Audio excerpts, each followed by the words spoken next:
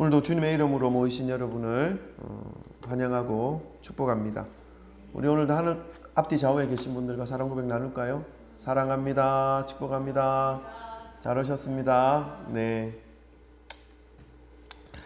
저는 최근 우리나라에서 벌어지고 있는 이 심각한 혼란 상태를 보면서 저 스스로 어느 쪽에도 판단 내릴 수 없는 무력함에 빠졌던 시간들이 있었습니다. 다 아시다시피 우리나라 법무부 장관의 임명을 놓고 벌어지는 이 참성과 반대의 모습, 한쪽에서는 계속해서 장관으로서 적합하지 않은 이유를 덜추어냅니다.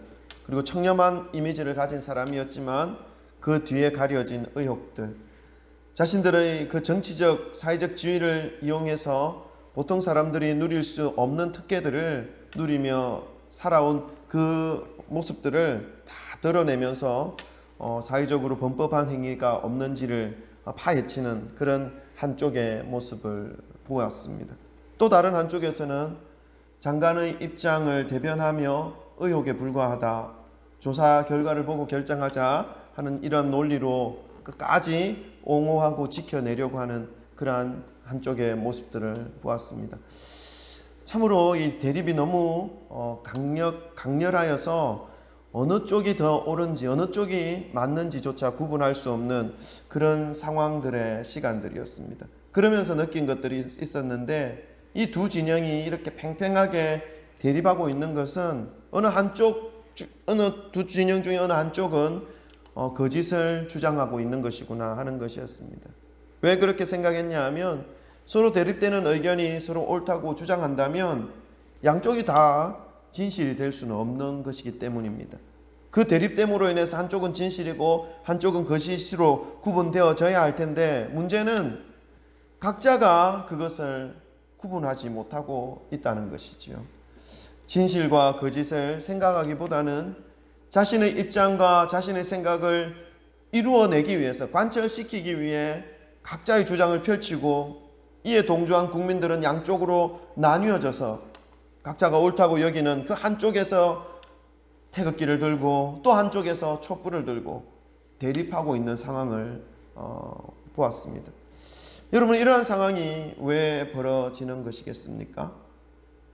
혹시 우리나라 이 사회에 진실과 거짓을 구분할 수 있는 이 기준이 없어진 것은 아닙니까? 판단 내릴 수 있는 기준은 있지만 그 기준이 완전히 무시되고 있는 그런 지금 상황은 아니냐 하는 것입니다. 그렇다면 앞으로 이런 상황은 더 자주, 더 강하게, 더 깊게 벌어질 것 아닌가 하는 우려와 염려가 마음을 차지하고 있었던 시간들이었습니다. 어떻게 하면 좋겠습니까? 몇 주 전부터 이런 고민들을 하면서 우리나라를 위해 기도를 참 많이 한 것 같습니다. 여러분, 우리나라를 위해서 기도해 주시기 바랍니다. 어느 한쪽의 입장에서 기도하기보다는 이렇게 분열되고 옳고 그름의 기준이 무너져 내려 있는 것으로 인해서 혼란이 가속화되어가는 이 나라에 하나님의 통치 기준이 세워지고 하나님의 말씀이 무시되는 것이 아니라 하나님의 말씀이 이 나라에 집행되는 그러한 나라가 되기 위해서 기도해 주시기 바랍니다. 오늘 본문 말씀은요, 가늠한 여인을 현장에서 잡아서 자신들의 정치적 목적을 이루기 위해 예수님께 고발하는 무리들과 간음의 현장에서 잡혀온 그 한 여인, 그 여인에게, 그리고 주님의 백성인 우리들에게 들려주시는 구원의 메시지입니다. 자신들의 주장에 심취되어서 이 하나님의 율법의 의미를 참된 의미를 생각하지 못하는 그 사람들에게 예수님께서 하나님의 율법의 참 의미를 생각하게 해 주심으로 자신의 모습을 되돌아보아 다시 하나님께 돌아와 하나님이 원하시는 삶의 모습으로 살아갈 수 있도록 이끌어 주시는 예수님의 사역에 대한 말씀입니다. 오늘날과 같이 자신의 생각으로 사로잡혀 있는 사람들에게 그 생각을 무너뜨리시는 예수님의 가르침에 대한 말씀이라는 것입니다. 오늘 예수님의 말씀을 통해서 우리가 가지고 있는 자기 주장들에서 벗어나시기를 소망합니다. 그리하여 이 생명의 말씀을 붙잡게 되는 그러한 은혜의 시간이 되시기를 소망합니다. 우리의 생각에 붙잡혀 있으면요, 이 생명의 말씀에 붙잡혀질 수가 없습니다. 예수님의 말씀 앞에 나의 생각이 무너지는 그 은혜를 경험하시기를 소망합니다. 성령님께서 각자에게 계시하여 주심으로 오늘 말씀을 통해서 우리의 삶이 더욱더 주님이 원하시는 삶의 모습으로 회복하시기를 주님의 이름으로 축원합니다. 예수님께서는 많은 무리들에게 하나님의 나라에 대해서 그리고 율법에 기록된 구원의 역사에 대해서 가르치시고 선포하시고 또 약한 것과 병자들을 고치시는 사역들을 매일매일 해 나가셨습니다. 많은 사람들이 예수님을 따르기 시작했고 늘 예수님은 바쁜 일정을 소화해 내어야만 하는 그런 시간들이었던 것이죠. 오늘 본문 8장 1절과 2절 말씀에 이러한 예수님의 모습을 잘 표현해 주고 있습니다. 우리 1절과 2절을 다 같이 함께 읽겠습니다. 시작. 예수는 감람산으로 가시니라. 아침에 다시 성전으로 들어오시니 백성이 다 나오는지라 앉으사 그들을 가르치시더니. 아멘. 오늘 요한복음 8장 1절 바로 앞부분에는 요한복음 7장 53절이 기록되어져 있는데요. 그 53절에 뭐라고 기록되어져 있냐면 예수님을 따르는 모든 사람들은 각자의 집으로 돌아갔다라고 하는 말씀이 있습니다. 그러나 예수님은 집으로 돌아가신 것이 아니라 8장 1절에 보니까 감람산으로 가시더라 하셨던 것이죠. 예수님은 딱히 돌아갈 집이 없으셨던 것입니다. 누가복음 9장 58절 말씀이 기억나죠. 참새도 제비도 돌아갈 제 집이 있고 여우도 돌아갈 굴이 있는데 인자는 머리 둘 곳이 없다 하는 말씀이죠. 그렇습니다. 예수님은 이 땅에서 집을 가지고 있지 않으셨습니다. 그래서 감람산으로 가셔서 하루에 쌓여있는 모든 피곤함들을 하나님과 교제함으로 기도함으로 그 모든 피곤함을 다 사라지게 하는 그런 안식의 시간을 가졌던 것이죠.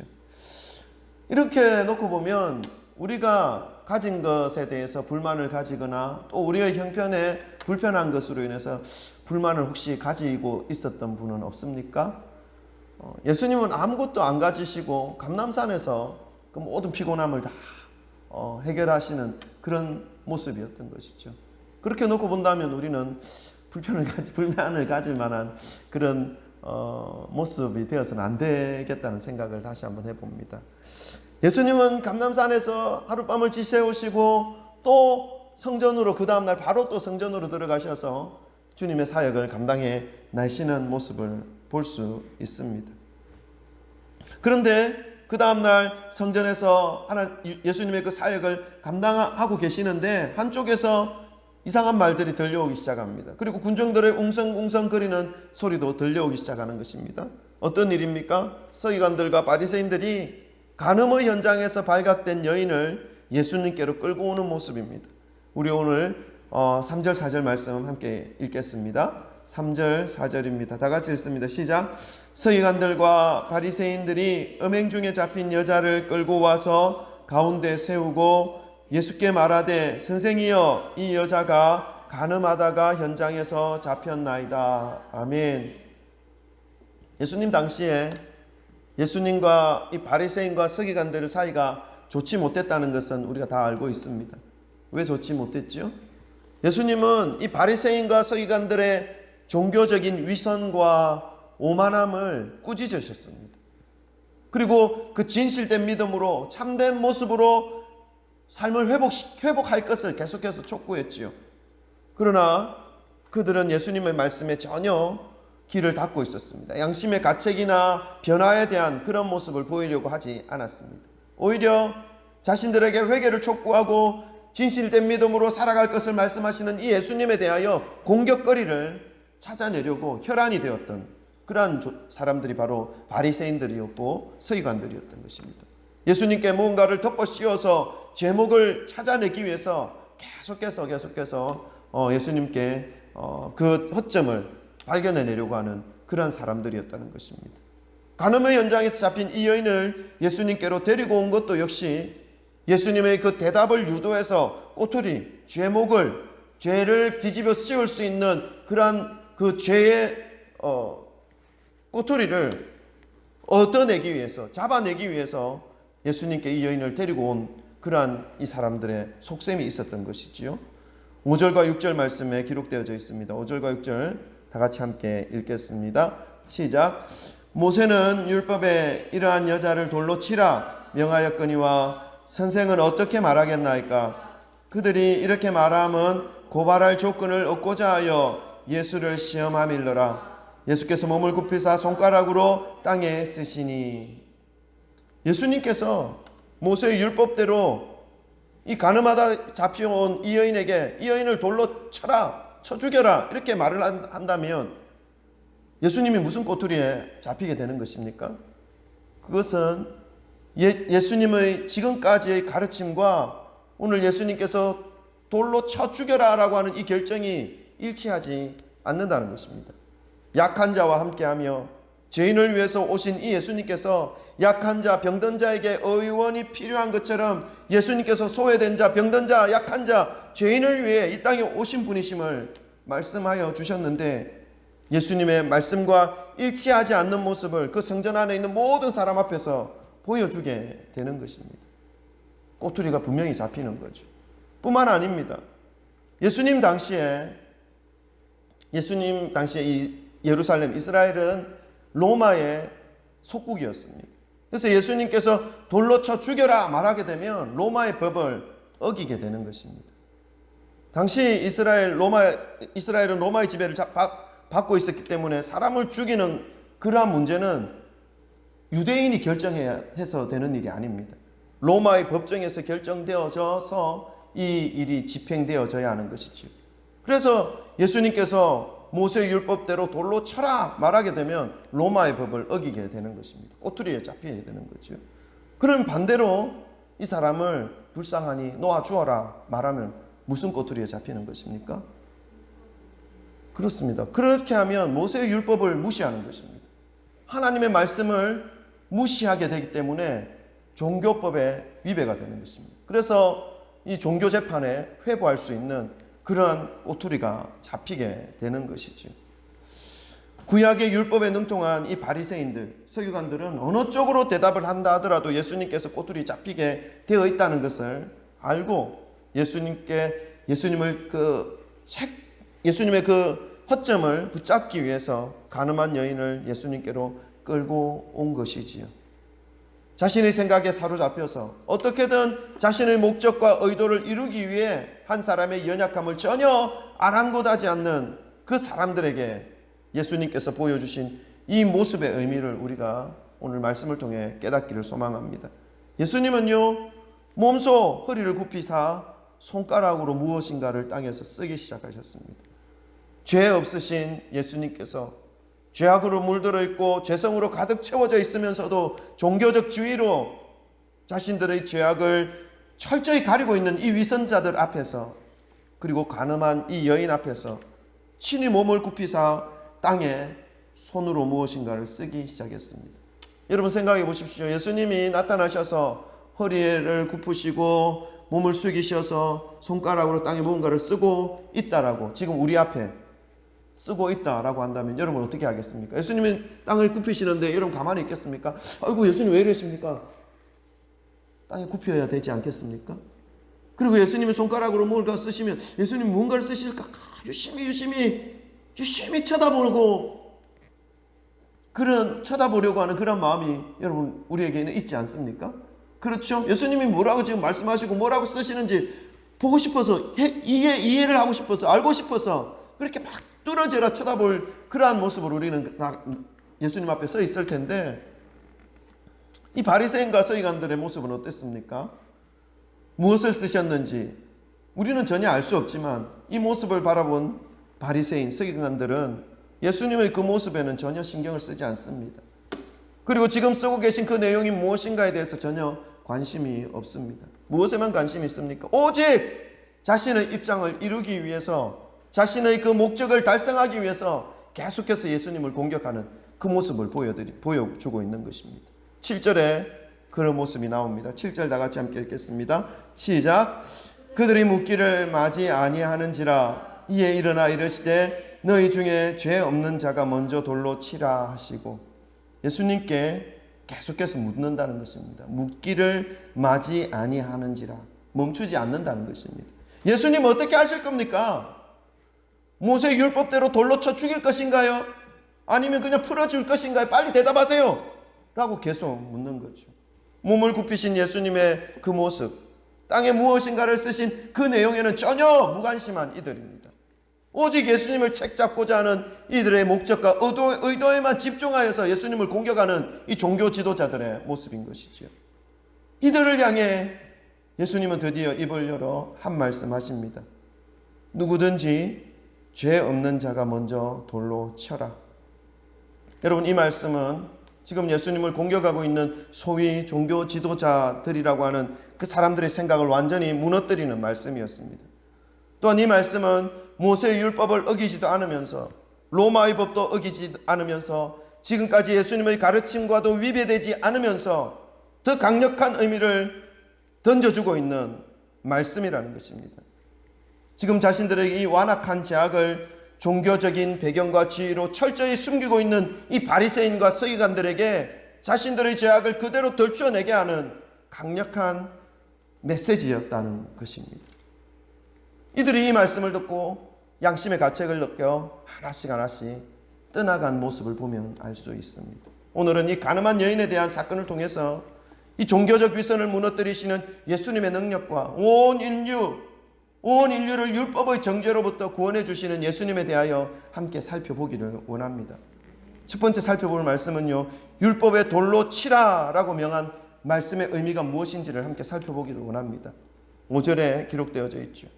이 가늠한 여인을 데리고 온 바리새인들, 서기관들은요, 모세 율법을 들어서 예수님께 어떻게 할 것인지를 물었습니다. 우리가 알아야 할 것이 있습니다. 돌로 치라라고 하는 이 말씀은요, 죄에 대한 정죄의 의미가 있는 말씀입니다.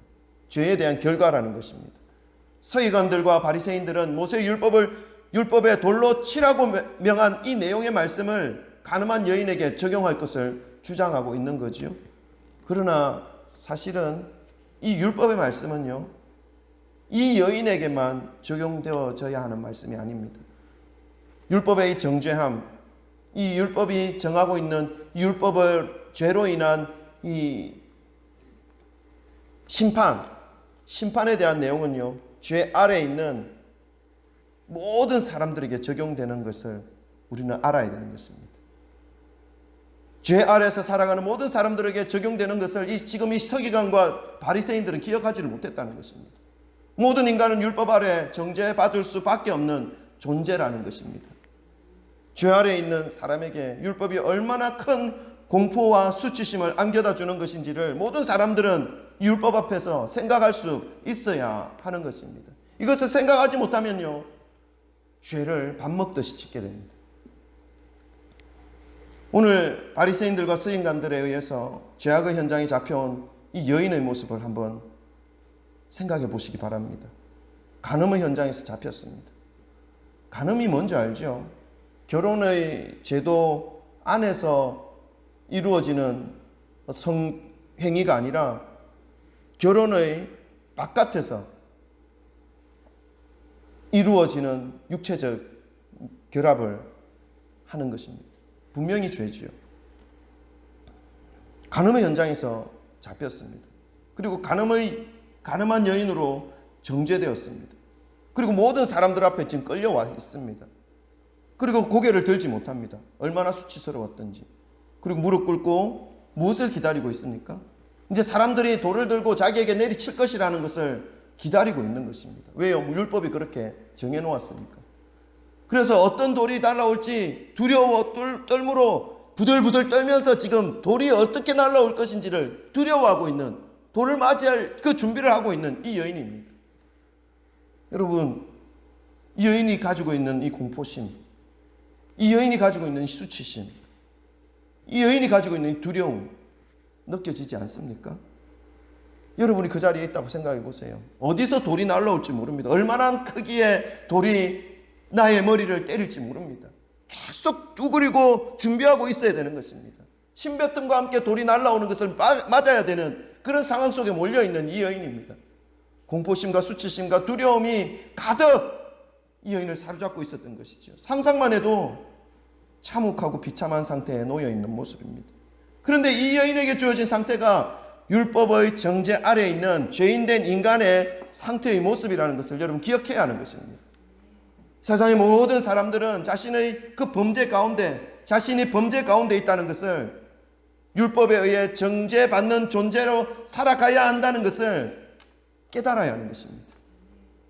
종교적 지위가 있는 사람이라고, 목사라고, 장로라고 예외일 수는 없습니다. 오늘 군중에 의해서 돌세례를 맞아야 하는 이 가늠한 여인과 같이 율법의 정죄 아래에 있는 것이 저와 여러분의 형편입니다.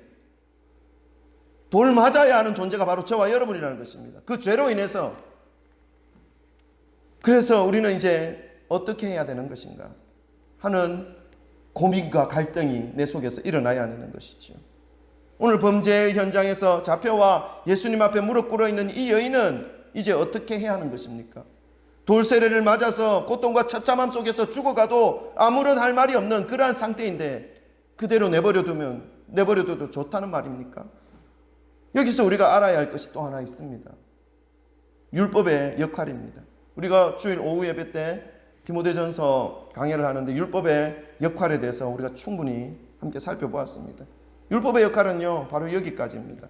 당신 죄인이야, 너 죄 지었어 라고 하는 것을 알려주는 것까지 율법의 역할입니다. 그래서 내가 죄인인 것을 이제 알겠는데 내가 이제 어떻게 해야 이 죄로 인해 받아야 할 이 벌에서 벗어날 수 있는 것인가에 대한 대답을 율법은 해줄 수가 없습니다. 예수님은 가늠한 여인에게 자신의 죄로 인해 받게 되는 이 율법의 정죄, 수치심, 두려움, 공포, 치욕으로부터 어떻게 해야 하는 것인지 오늘 말씀을 통해서 알려주고 있습니다. 우리 10절, 11절 말씀 함께 읽어볼까요? 예수님이 이 여인에게 어떻게 알려주고 있는지 말씀하고 있습니다. 10절과 11절입니다. 다 같이 읽습니다. 시작. 예수께서 일어나사 여자 외에 아무도 없는 것을 보시고 이르시되 여자여 너를 고발하던 그들이 어디 있느냐? 너를 정죄하는 자가 없느냐? 대답하되 주여 없나이다. 예수께서 이르시되 나도 너를 정죄하지 아니하노니 가서 다시는 죄를 범하지 말라 하시니라. 아멘. 예수님은 가늠한 여인을 끌고 와서 이 여인을 율법이라는 잣대로 정죄하고 돌로 칠 것인지 율법을 어길 것인지 묻고 있는 이 무리들을 향해 너희 중에 죄 없는 자가 먼저 돌로 치라 말씀하셨습니다. 그랬더니 이들이 어떻게 했습니까? 자신의 죄악에 대하여 자유롭지 못했다는 것입니다. 이들 역시 그 자리에서 한 사람씩 그 자리를 떠나가기 시작했다는 것이죠. 그리고 마침내 이 여인을 정죄하던 사람들 한 사람도 그 자리에 남아있지를 않았습니다. 그때 예수님께서 이 여인에게 묻습니다. 너를 고발하고 정죄하던 그들이 지금 있느냐? 여인이 대답합니다. 아니요, 없습니다. 여러분 무엇을 말씀합니까? 지금 이 여인을 정죄하던 그 모든 세력들이 다 떠나가 버렸다는 것입니다. 이 말씀을 통해 우리가 또 하나 기억해야 하는 것이 있습니다.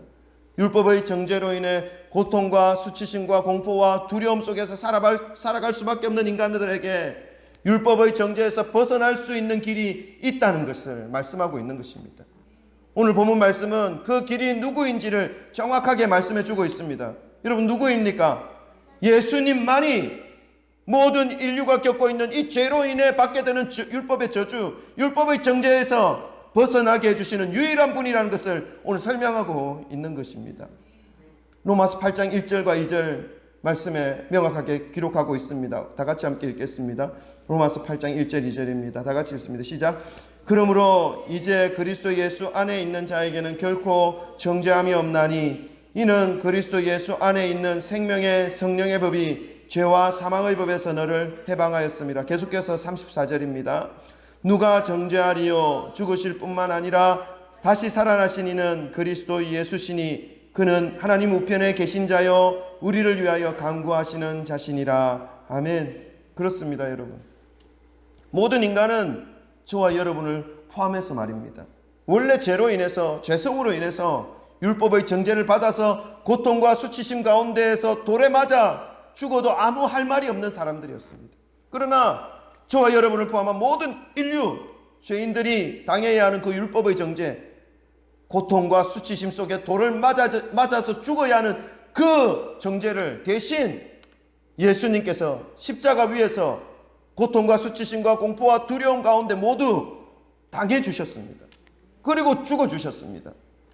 율법의 정죄로 인해 죄인인 모든 인류가 받아야 할 그 심판을 예수 그리스도께서 십자가 상에서 대신 받으셨다는 것입니다. 그러니까 더 이상 다른 사람들이 예수 그리스도를 믿는 저와 여러분에게 정죄할 수 있습니까? 없습니까? 없습니다. 예수님께서 다 받아주셨기 때문에 그렇습니다. 오늘 예수님 앞에 끌려와 모든 수치심과 공포와 두려움과 고통의 자리에서 몸을 떨고 있는 이 가늠한 여인에게 예수님이 물으셨습니다. 너를 정죄하던 그 사람들이 지금 있느냐? 이 여인이 말합니다. 아니요, 없습니다. 예수님께서도 말씀합니다. 나도 너를 정죄하지 아니하노라. 무슨 말씀입니까? 예수님께서 이 여인에게 죽음의 그림자로 똘똘 묶여 있었던 이 율법의 모든 정죄함을 제거해 주셨다는 것입니다. 저와 여러분에게도 동일합니다. 저와 여러분에게 둘러 꽁꽁 묶고 있던 이 모든 율법의 저주들을 예수님께서 모두 완전히 제거해 주셨습니다. 믿으십니까? 네. 할렐루야. 그러면 이제 이 여인은 어떻게 살아야 하는 것입니까?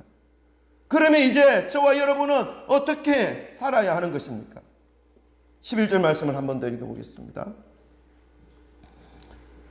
11절 말씀 다 같이 읽습니다. 시작. 대답하되 주여 없나이다. 예수께서 이르시되 나도 너를 정죄하지 아니하노니 가서 다시는 죄를 범하지 말라 하시니라. 아멘.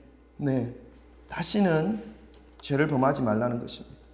예수님으로 인해 율법의 정죄에서 자유케 된 사람은 이제 지었던 그 죄악을 다시는 짓지 않는 삶을 살아야 함을 말씀하고 있는 것입니다. 구원받은 성도가 거룩한 삶을 살아내어야 한다는 것은 오늘 본문 말씀에서 이 가늠한 여인에게 율법의 정죄로부터 자유케 해주신 후에 예수님께서 말씀해 주셨을 뿐만 아니라 마가복음에서도 더욱더 명확하게 우리에게 말씀해 주고 있습니다. 마가복음 9장 43절에서 47절까지 말씀인데요, 우리 함께 다 같이 읽어볼까요?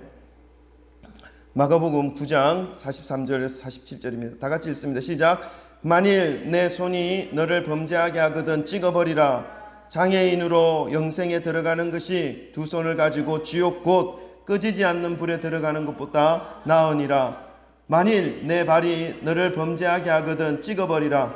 다리 저는 자로 영생에 들어가는 것이 두 발을 가지고 지옥에 던져지는 것보다 나으니라. 만일 내 눈이 너를 범죄하게 하거든 빼어버리라. 한 눈으로 하나님의 나라에 들어가는 것이 두 눈을 가지고 지옥에 던져지는 것보다 나으니라. 아멘. 예수님이 단호하게 이렇게 말씀하신 이유가 말씀 가운데 소개되어져 있습니다. 손이든 발이든 눈이든 범죄하면 찍어버리라는 것입니다. 그 정도로 단호하게 죄악에 대한 태도를 명확하게 취하라는 것입니다. 손이 하나 없어도, 눈이 하나 없어도, 다리가 하나 없어도 지옥에 가지 말고 천국에 가라 말씀하고 있는 것입니다. 아멘. 아멘.